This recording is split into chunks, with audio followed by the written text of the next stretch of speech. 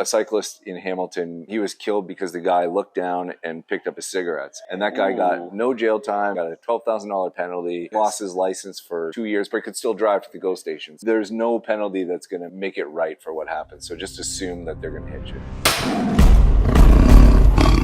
Welcome back. Get a Grip episode. I'm assuming this is 5. I'm not too sure anymore. But hey, this week we have noise.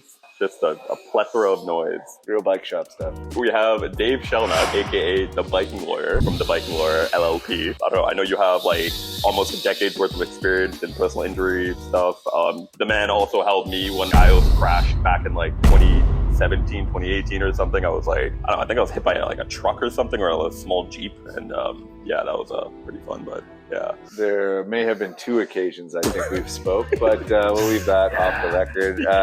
No, I mean, like seeing potential clients or clients of mine back cycling again is like what we live for. So nice to be sitting here and chat bikes with you. Hey, yeah, thank you.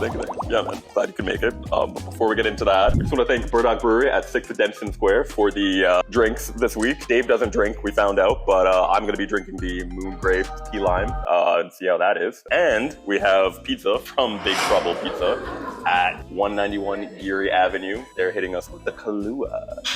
Should we dig in? Absolutely. All right, hell yeah. You're not much of a Hawaiian guy, are you? Love it. Oh, sick. Awesome. Whoever said pineapple on pizza is not allowed is not cool by me. Peppers are nice. Hell yeah, dude. Oh, the pepper is nice. It works. Now on to the news. Olivia Chow won the election. I know things are tough these days, but don't give up. Toronto is a place of hope. Supporters erupted as Chow made her way to the stage after her win. She's a familiar face to many in the city and across the country, a former city councillor and NDP MP, now the first racialized person elected as Toronto's mayor. She's like the first A non-white guy and a cyclist, so those are solid wins. Yeah, actually that's like the one thing I knew. There was like one mayoral candidate that had promised like 200 kilometers worth of new bike lane. And I was like, all right, she has my vote. Like, did she promise that? Let's get a fact check on that. Fact check. I heard she was like advocating for more bike lanes, so. For sure, she believes in, I think, the minimum grid and our commitments that we've already made as a city to putting bike lanes in the hundreds of kilometers. And she rides 365 days a year. So it's someone I think we can count on for that. Okay. So I'm super hopeful. For the future. It's like the first time in a decade plus that we have a progressive mayor, and the way our city is hurting, not just in terms of bike lanes, but in housing and food insecurity. We need someone with a bit of compassion in the mayor's office. Yeah, because she did have a action plan for establishing like non-profit homes or something like that, right? Like, and I feel like that was huge because like rent right now. The average rent for a 1-bedroom apartment in Toronto right now is $2,481. And we're not talking about big places. We're talking about around 500 square feet. Ridiculous. Personal opinion, hopeful. I think that she's going to come up against a lot of pressure. You know, the anti-cycling tone in the city is very prevalent. You got these small groups backed by who knows, but that are very vocal, and they write in, they complain about cyclists in High Park, they complain about the Yonge Street bike lanes, and they put pressure on local candidates to sort of step back from safe infrastructure. And so like, yes, she's a cyclist 365 days a year and understands what we go through out there. But as mayor, she's mayor of all of us, and these people are going to hit her all the time. Hopefully she knows we're with her. But we got to really back her up with stats and good policy for her to be able to keep providing bike lanes and other safety mechanisms for us. Fair. Touching on the police and everything, the hypocrisy of the police. Like I've been seeing a lot of that on your Instagram, and thoughts on that, man? Like, yeah, it's really upsetting. We see waves of police enforcement against cyclists for allegedly running stop signs or going too fast in a park, and this kind of stuff is upsetting because we know that on every other street corner, people are getting maimed and killed by motorists at a rate of about 17,000 to 1 or 6 cyclists doing that.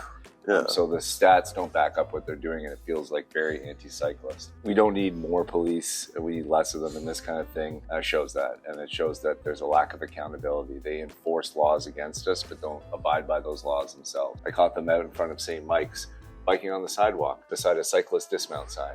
The next week they're out targeting cyclists on Shaw Street.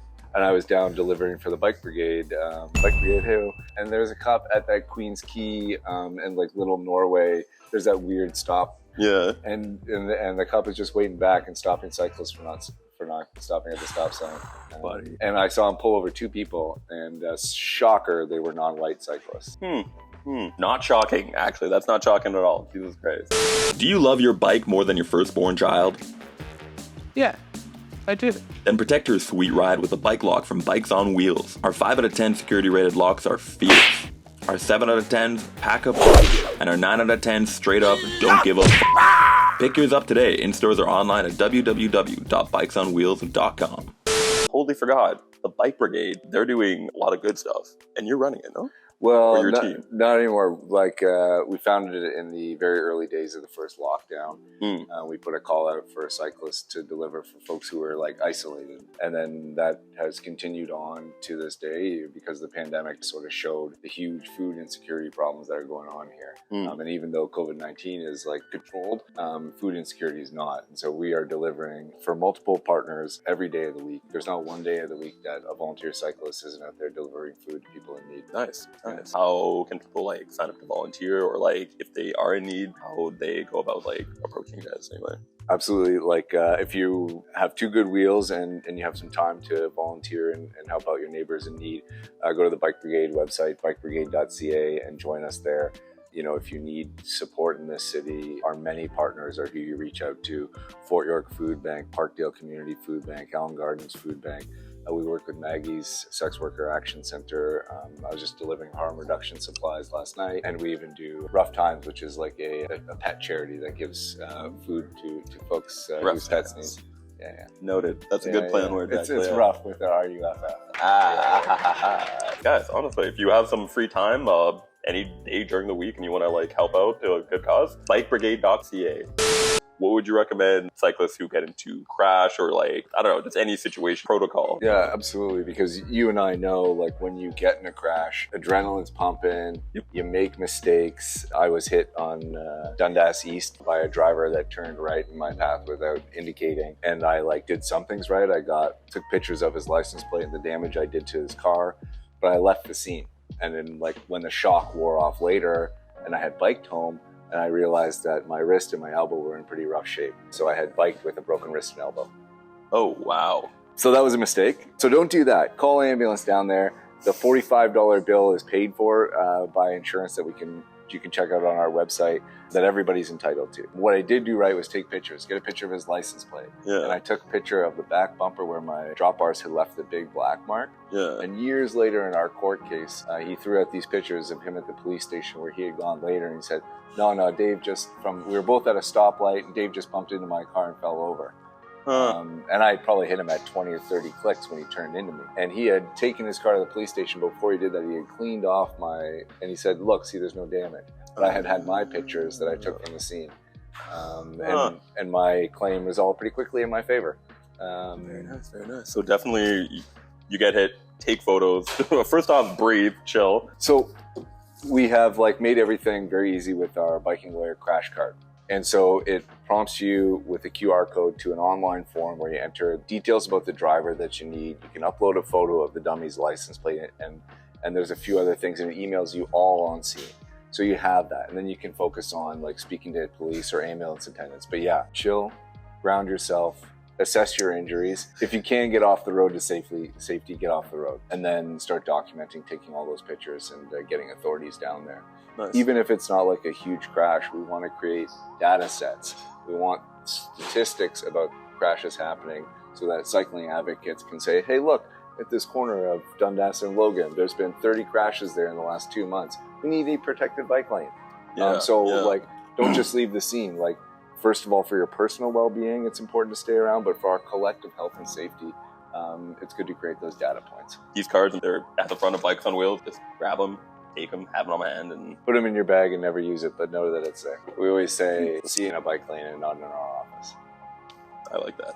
A man of the people. Dave Shellnut, everyone, thank you for joining us. And hey, you know what? Sign up for Bike Brigade at bikebrigade.ca. Olivia Chow, good luck. If you have suggestions for future episodes or want to hear anything particular, really just comment below, let us know. Please, feedback is valued, I swear to God. Thanks for watching, guys. And as always, Toronto, get a grip!